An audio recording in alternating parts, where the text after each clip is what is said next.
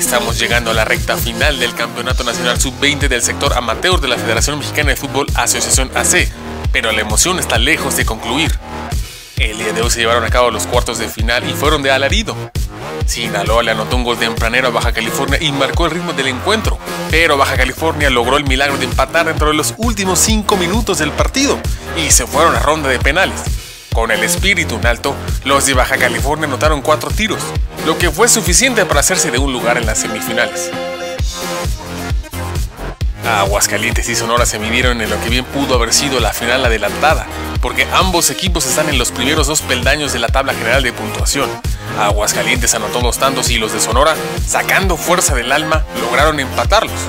Llegada la ronda de penales, el equilibrio se mantuvo en los 5 primeros tiros, así que ya en muerte súbita, Sonora pasó a la siguiente fase.